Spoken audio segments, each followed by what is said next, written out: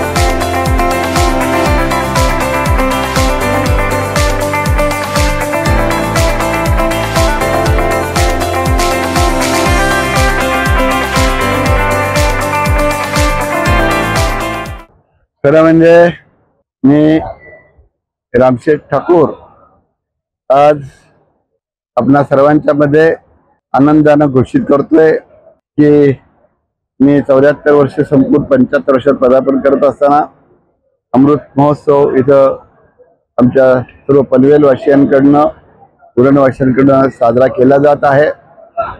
3 दिवस असं हा महाराष्ट्रातील विशेष करून पनवेल, उरण मधील आणि रायगड जिल्ह्यातील आमच्या सर्व साधू संतांच्या मार्फत अतिशय चांगला भावपूर्ण असा सत्कार होत आहे। महाराजांचा सत्कार करणार आहोत, येणाऱ्या प्रत्येक अतिथींचा सत्कार करणार आहोत। त्या दिवसानं आज जो पहिला दिवस आहे त्या पहिल्या दिवशी हबप उमेश महाराज ज्येष्ठते परभणी यांचं 30वे असं कीर्तन होणार आहे। आज कीर्तन, भजन, हरिपाठ हे सगळे कार्यक्रम होणार आहेत, पण एका दिवसाला एक मोठे बाकी तर महाराजांचे आहेतच, कीर्तनकार आहेतच, पण त्याच्या दृष्टीनं आज विशेष करून उमेश महाराज जसे परभणी यांचं कीर्तन होणार आहे। तर उद्या पुन्हा ह्याच वेळेला आपल्याला इथं जे ॲडव्होकेट जयवंत महाराज बोधले यांचं कीर्तन होणार आहे। उद्याही पण हरिपाठ आणि बाकी भजन वगैरे सर्व होणार आहे। आणि परवाच्या दिवशी विश्वनाथ महाराज वारिंगे तर अशा पद्धतीनं त्यांचं 30वे असं कीर्तन इथं आपल्याला पाहायला मिळणार आहे। रोज सामुदायिक हरिपाठ, त्याचबरोबर नाद ब्रह्मसाधनाचं भजन आणि इतर विशेष असं सर्व आध्यात्मिक, पौराणिक आणि वारकरी संप्रदायाचा कार्यक्रम इथे 3 दिवस ठेवण्यात आलेले आहे। दुपारी 2 वाजता हे रोज कार्यक्रम सुरू होतात आणि रात्री 9, 9:30 पर्यंत चालणार आहे। जे अशा पद्धतीने आपण पाहायला गेलो अगदी भरगच्च असं एक कीर्तनाचा, अध्यात्माचा कार्यक्रम इथं साजरा होत आहे। मी माझं भाग्य समजतो की माझ्या वाढदिवसाच्या निमित्तानं अमृतवासच्या दृष्टीनं हे सर्व वारकरी मंडळ आणि प्रसिद्ध असे कीर्तनकार, भजनकार इथे येत आहेत आणि आमच्या वाढदिवसामध्ये साजरे होत आहेत. आपण सर्व पत्रकार आणि वृत्तवाहिन्या यांनी त्याला चांगलं प्रतिसाद दिलेला आहे आतापर्यंत. या पुढेही द्यावं. मी सर्व वारकरी संप्रदायाचं, भजन मंडळांचं आणि कीर्तनकारांचं, त्यांच्या साथीदारांचं मनापासून अभिनंदन करतो. मी आभारी आहे आणि त्यांना धन्यवाद देतो. नाही, तुम्हाला काय झालेलं आहे की शैक्षणिक आणि बाकी क्षेत्राकडं आपलं राजकीय क्षेत्राचं तुमचं लक्ष जास्त असतं. त्यामुळं ह्या धार्मिक क्षेत्रात मी अगोदरपासून आहे, अध्यात्म क्षेत्रापासून आहे, पण तिकडे तुमचं जास्त लक्ष गेलं नव्हतं. मोठा जे बघतात म्हणतात ना, तसं झालेलं आहे. एरवी ह्या वारकऱ्यांच्या दिंड्या ज्या देहू, आळंदी, पंढरपूर सगळीकडे जात असतात, आषाढी, कार्तिकी आणि वेळोवेळीच्या, त्या सर्वांच्या प्रत्येक वेळेला रामशेठ ठाकूर त्यांच्या बरोबर असतो. मंदिरासाठी असतं. साधारणतः जे धार्मिक कामं आहेत त्या सर्व धार्मिक कामांमध्ये रामशेठ बरोबर असतं. आणि हे अगोदरच काम या फक्त अमृत महोत्सवाला हे मोठ्या प्रमाणात आपल्याला केलेलं आहे. बघा, विठ्ठल रखमाई हे आपलं दैवत आहे, खरं महाराष्ट्राचं दैवत आहे. आणि त्या दृष्टीनं आपण अगदी लहानपणापासून मराठी शाळेमध्ये, प्राथमिक शाळेत आपण प्रवेश घेतला की तिथून या देवांचं भजन आपल्याला बोलायला शिकतो. सुंदर ते ध्यान उभ्या विठेवरी, हे कुणाला तुम्हा मला कुणी सांगायला नको, तरी पहिल्यापासून आपल्याला बघायला मिळतं. आणि विठ्ठल रखमाई हे आपलं दैवत आहे. मी सुद्धा अनेक वेळा पंढरपूरला गेलेलो आहे, नामदेवाच्या पायरीवर गेलोय आणि त्याच्यानंतर या देवाच्या दर्शनाकरता तासन तास उभा राहिलेला आहे.